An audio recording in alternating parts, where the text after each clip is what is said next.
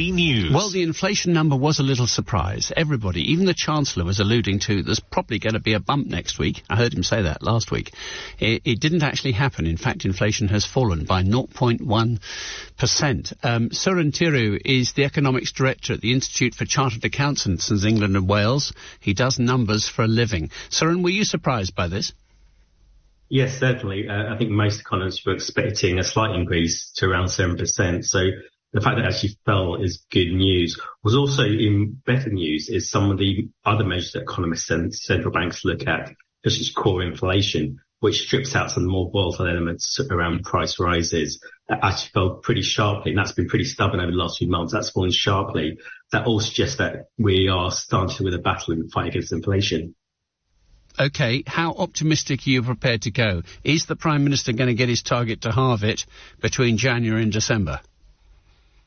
Yes, we're expecting inflation to be around 5%, maybe slightly below that by the end of this year. But of course, it was quite an interesting pledge because, of course, the government had very little control over what happens with inflation. It's the Bank of England and what they do with interest rates, which impacts inflation.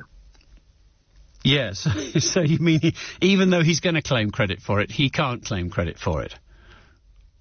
Yes, there's very little in government policy that can bear down on inflation. Well, except by saying you're going to do it, I suppose. That sort of focuses people's minds, doesn't it?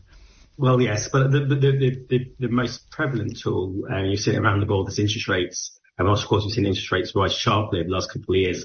That, as well as a number of other factors, is bearing down on inflation. OK, now if you were in the markets today, would you be betting on a hold on inflation rises tomorrow, or is there one more still to come? What do you think? I think we are going to see an interest rate rise tomorrow around 0.25%. I think that's pretty likely. I think what we are likely to see, and it's going to be quite interesting, is some of the commentary that Bank of England puts out alongside their interest rate decision. And what we'd like to see is a bit of a softening around the path of interest rates. So we are close to the peak. We may get one more possibly interest rate rise after tomorrow. One more? But it's working, Suren. You just said it's working. They don't need to do any more. Given the whole thing is a lagging indicator anyway, isn't it? I mean, what they do in October actually has the impact on figures next March. That's absolutely right.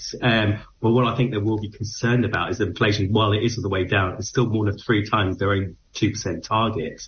So they'll be concerned about that. But they're also concerned about some of the global pressures that are building a little bit at the moment, rising oil prices, and that potential impact on inflation as well. So yeah, that does send a shiver down the spine. I do appreciate that, yeah. Yeah, and I think what we're likely to see is the Bank of England almost go too far when interest rate rises, then do too little. And we're seeing that a bit with central banks around the world as well, because they see impact of inflation shock being more pronounced on the economy than maybe the impact of going too far when interest rate rises. OK. Suren Tiru, thank you. Economics Director at the Institute for Chartered Accountants in England and Wales.